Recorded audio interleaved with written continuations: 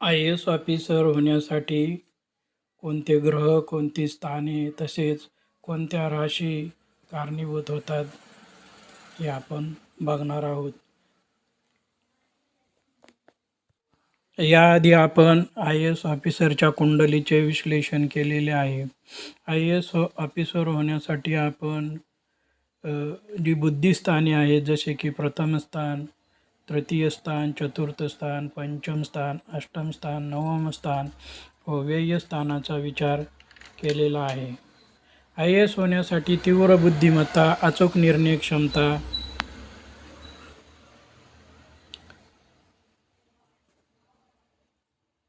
कामाचा झपाटा, चांगली पर्सनॅलिटी या सर्वांची आवश्यकता लागतेच.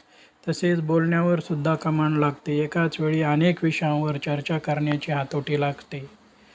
या सर्व पोस्ट म्हणजे मुख्य कार्यकारी अधिकारी, कलेक्टर, विविध मंत्रालयांचे सचिव, आयुक्त अशा पदांवर या व्यक्तींची नियुक्ती झालेली असते. या सर्व व्यक्तींना जनहिताचे निर्णय घ्यावे लागतात. तसेच विविध योजना या व्यक्तींच्या तज्ज्ञ मार्गदर्शनाखाली राबवल्या जातात. पत्रिकेचा विचार केला तर ग्रहामध्ये सर्वप्रथम चंद्र कुठला भावेश आहे ते बघावे लागते. त्यानंतर राशाधिपती कुठं गेला आहे ते बघावे लागते.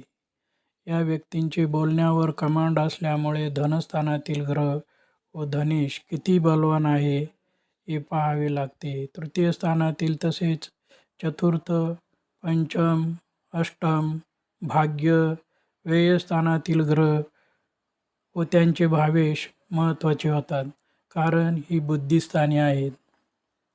समाजासाठी जे लोक काम करतात त्यांच्या पत्रिकेत 1, 5, 9, 4, 7, 8, 12 ही स्थाने व त्यांचे भावेश महत्त्वाची भूमिका बजावतात. या पत्रिकेत भाग्येश चंद्र वृश्चिक राशीत आहे. भाग्येश प्रथम स्थानात मंगळाच्या राशीत उत्तम धडाडी देतो. तसेच हा भाग्यस्थानाचा मालक असल्याने अर्थात या व्यक्तीला सर्व काही मिळणार आहे याचे संकेत मिळतात. जसजसा आपण प्रत्येक भावेशाचा अभ्यास करू तसतसे आपल्याला पत्रिकेचा दर्जा कसा आहे हे लक्षात येईल. चंद्रकुंडलीचा राशाधिपती मंगळ राशीकुंडलीकडून अष्टम स्थानात राहू व शुक्र या ग्रहाबरोबर आहे.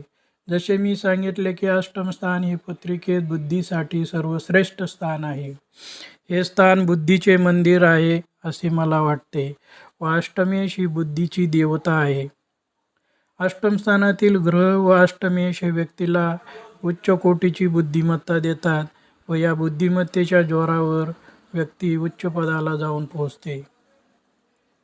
या पत्रिकेत मंगळ, राहू, केतू, शनी, सूर्य हे ग्रह उच्च पदाला नेण्यासाठी कारणीभूत झाले आहेत.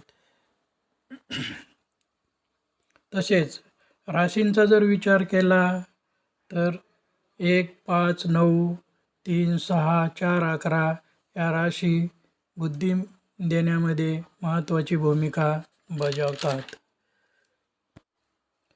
बुद्धीच्या बाबतीत बुध, गुरु, शुक्र हे इतर ग्रहांच्या योगात शुभ स्थितीत व्यक्तीला असामान्य बुद्धिमत्ता देतात. या पत्रिकेतील अष्टम स्थानातील मंगळ, शुक्र या ग्रहांना राहूने आपले बळ दिलेले आहे. तसेही मंगळ हायर इंटेलेक्टचा कारक ग्रह आहे व शुक्र हा हायर लर्निंगचा कारक असल्याने राहूने या दोन्ही ग्रहांना आपले बळ देऊन व्यक्तीची बुद्धिमत्ता तीव्र केलेली आहे. त्यानंतर आपण राशी कुंडलीचे पंचम स्थान व पंचमेशाचा विचार करणार आहोत. पत्रिकेत पंचमेश गुरु असून तो सप्तम स्थान जे की समाजकार्य करण्याचे स्थान आहे या महत्त्वाच्या स्थानात गेलेला आहे. गुरुची दृष्टी प्रथम स्थानातील चंद्रावर असल्याने व्यक्तीला बुद्धिमत्ता, विचार करण्याची शक्ती, चांगले मन व अधिक कार्यक्षमता देतो. तसेच गुरुची दृष्टी लाभस्थान व तृतीय स्थानावर आहे. पत्रिकेत षष्ठेश मंगळ राशाधिपती असून अष्टम स्थानात शुक्र जो की समाजकार्य करण्याचे स्थान, 7 व 12व्या स्थानाच्या भावेशाबरोबर आहे. पत्रिकेत 6, 8, 12 स्थाने सेवा देण्याची स्थाने आहेत. अष्टम स्थानात हे तीनही ग्रह बुध ग्रहाच्या राशीत असल्यामुळं तीव्र बुद्धिमत्ता, विश्लेषण करण्याची बुद्धिमत्ता बुध ग्रहाच्या राशीत असल्याने प्राप्त झाली आहे. आता सर्वात महत्त्वाचे म्हणजे जो बुद्धी देणारा ग्रह आहे तो स्वतः अष्टमेश बुध असून हा सूर्याच्या सिंह राशीत दशम स्थानात आहे. सिंह राशी ही राजसत्ता दर्शवणारी राशी, गव्हर्नमेंटमध्ये उच्च पद, नोकरी दर्शवणारी राशी आहे. व सूर्य या ग्रहाच्या सिंह राशीत अष्टमेश आहे. या पत्रिकेत बुध अष्टमेश होऊन सिंह राशीत असल्यामुळे प्रशासकीय कामामध्ये ॲडमिनिस्ट्रेशनसाठी जी बुद्धिमत्ता लागते ती बुध या ग्रहाने अष्टमेश होऊन दिलेली आहे.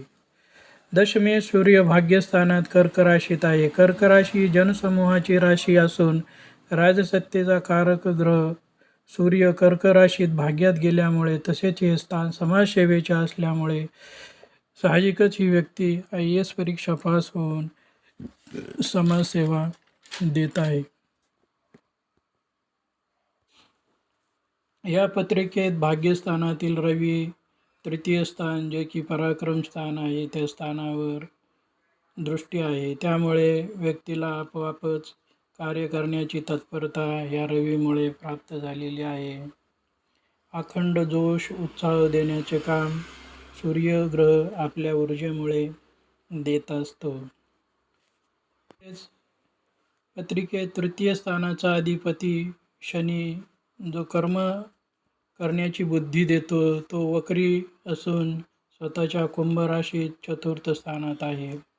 चतुर्थ स्थानसुद्धा हे हायर लर्निंगसाठी, जनसमूहासाठी तसेच समाजसेवेसाठी महत्त्वाचे स्थान आहे. या शनीने अष्टमेश बुध, मंगळ, शुक्र, राहू बरोबर नवपंचम योग केलेला आहे. चतुर्थात हायर लर्निंग व समाजसेवा, सामाजिक कार्य करण्याचे काम दर्शवितो.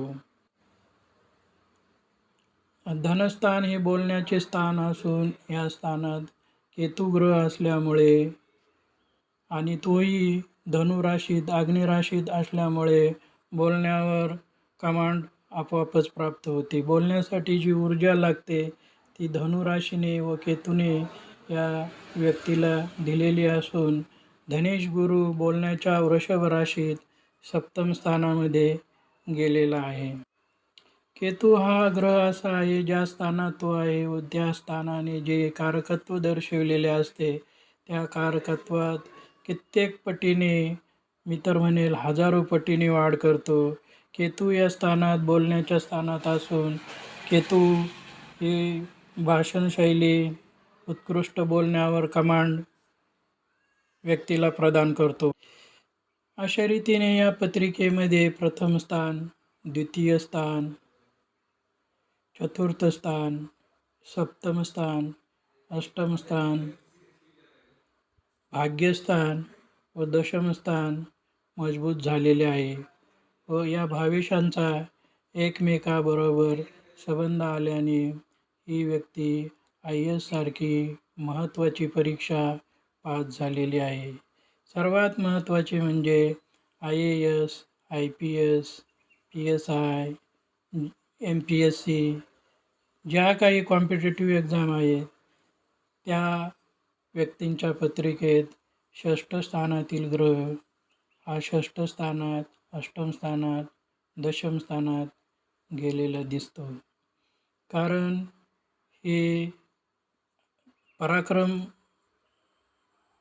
कॉम्पिटिशनसाठी महत्त्वाचे स्थान आहे. शत्रूवर मात करण्याचे स्थान आहे व सर्वावर मात करून अव्वल दर्जा प्राप्त करण्याचे स्थान असल्यामुळे षष्ठ स्थान IAS ऑफिसर व्यक्तींच्या पत्रिकेत महत्त्वाचे होते. तसेच 6, 8, 12 ही सेवा देण्याची स्थाने आहेत. त्यामुळे त्यांचे भावेश कुठे जातात हे पाहणे फार महत्त्वाचे होते.